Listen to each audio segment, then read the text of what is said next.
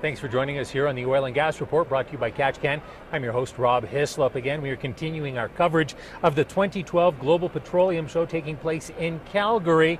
Three-day event, and we're getting through as many interviews as we can. Right now, we're going to be chatting with a gentleman, Blair Seppa. Thanks for joining us today. Thank you. Your company is well controlled. Yes. Okay. What do you do? We offer a service, underbalance drilling, equipment, specialty to a variety of companies. It would depend on circumstance where we go to, but it's just mainly gas well drilling. Okay. When you say underbalance, for those of us who, like me before we came on camera, didn't know what that was, explain that to us if you can. Underbalance drilling is the compression of atmosphere. We take atmosphere via compression, take it through a nitrogen process where we expel the nitrogen or expel the oxygen, keep the nitrogen, boost the nitrogen downhole under pressure via the rig, returning it back through the surface, through a choke manifold to a pressure vessel, and vent the gas in order to drill. And it's a continuous process. Mm-hmm. You said it's sort of like a controlled blowout. Yes, very much. Okay. Now, you have a chance, obviously, to me it sounds like it could be a dangerous job. Very much. Okay. What sort of safety measures do you have in place to ensure that people working in these areas don't get hurt? First off, we have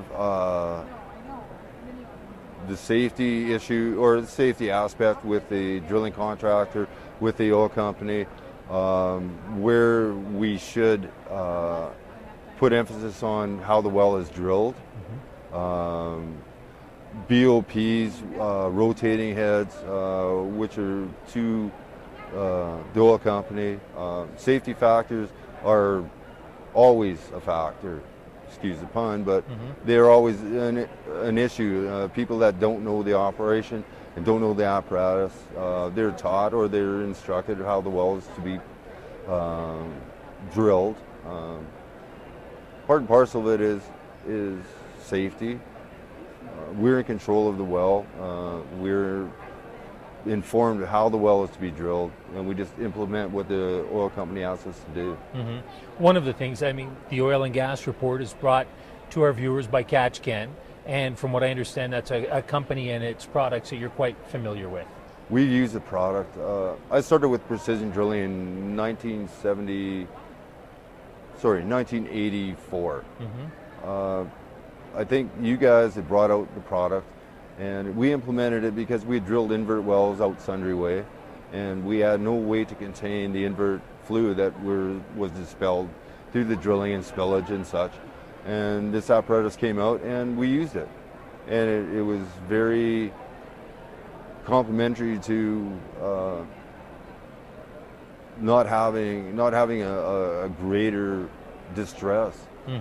You know, the product invert is a very unique drilling fluid that is used for certain wells, shale wells, wells that will swell. But to return it back to the system, you can't have it in a cellar. You can't have it sitting on the ground. It has to be contained because it is volatile. It is very, very destructive. Seepage and such. You guys, came up with the product that we use. Mud can. We use your mud can constantly. Neighbors Drilling, we used it. We used the whole system. Same adage. It was just to be used for cutter D, invert, anything that had potential for contamination. Drilling fluid, other than itself, is a contaminant, but these are maybe a major contributor to, ground seepage and such. So we're talking about protecting the environment now a little bit more than the person, which of course Katch does both. Yes. You've had a chance to work here in Canada and in Mexico as well. Yes. How does the product work in Mexico? Is that something that they embrace down there? They seem to have it because we bring it with us, and we instruct them that it is a good product. the amount. I think any drilling fluid that leaves the wellbore and is spillage is a contaminant. It would be, whether it just be even a foam defoam, you know, you still have to contain something. The Mexicans embraced it, that we brought technology with us. You know, and I think it's adopted to some of the rigs also. And I think the product is sold down there. I'm not too sure, but I think that it is a good way. It's a means to alleviate a problem that would not necessitate. Well, the cleanup afterwards, the cleanup, obviously, you yeah. know, So you're saving time and money. I would think so. Yeah, yeah. And you must have found that, like, so that protects the environment, but some of the safety equipment as well makes a difference when people are working on the rigs. What I think, you know, is that we bring down. It's been drilled into the industry right now that safety is an issue. Safety has to be the issue on anything you do. It takes a little bit more time. Who cares? You know, oil companies are big, you know, and they're the ones drumming it into our heads, and the drilling contractors and the service contractors are drilling it into our heads that we need to be safety conscious, and we have to be safety conscious. If you see something that's wrong, a spill, a bleeding line, something that is not right, you know, you bring it to your supervisor's attention and let it be addressed. Do you find that things are moving at a good pace, or should they move even faster when it comes to protecting the environment and worker safety? Well, you brought a good point. Worker safety, we're moving too fast. Too fast in protecting them? Too fast in protecting. We don't have enough qualified people.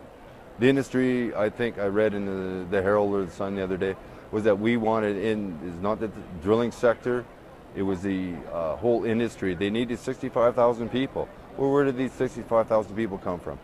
Are they qualified? Do they have? You can go to Inform and get a H2S ticket. You can go to Inform and you can get first line supervisor, second line supervisor. You need qualified people. You need good instructors. So would safety then not be important to Oh, drill that home? 100%. Well, yeah. So that's sort of the point I'm getting. Like, is it moving fast enough to make sure that the industry is safe for workers? I don't think so. Oh, so it could move faster. Then. Could move faster. And for environment as well? Environment. I had the opportunity to work up in Fort McMurray with St. Croix, and I saw positive there. They try and do for their application what is necessary. They cannot, or they can't be negligent. They can't. That is a big operation that will not suffer stupidity. Yeah. It won't. You have to have an operator in there that knows what he's doing. He needs to be trained. The industry needs to train our people. If a rig sits idle because there's not qualified people, then the rig sits idle. You don't want to throw some person that is not qualified on the position as a driller, a tool push, consultant, myself, that is not knowledgeable. I will not take anyone into harm's way, ever. If I don't know, I will ask. And if the drilling industry, as it is right now, if you don't have qualified people, you know, don't send somebody that is going to hurt themselves and maybe damage equipment or hurt, you know, the environment.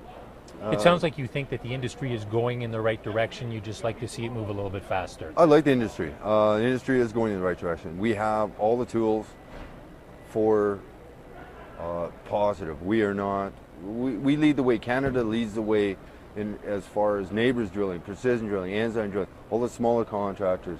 They are leading the way. Safety is the issue here right now. You apply something like Katch can, it makes, I don't have to get on top of a BOP to put my rotating head on and slide down it because I have a whole spillage of invert or cutter D or whatever we're drilling with. You know, it's there, it has its purpose. We have the ability right now in Canada to provide the best service, which we have, which I'm seeing at the show right now. And the United States and China and that, they're bringing technology, but Canada, we have to lead the edge right now because we are drilling not as many wells as the United States, but we are drilling better wells in the United States. Blair, thank you very much for your time. Thank you. Appreciate it. We've been chatting with Blair Seppa here on the Oil and Gas Report, brought to you by Katch.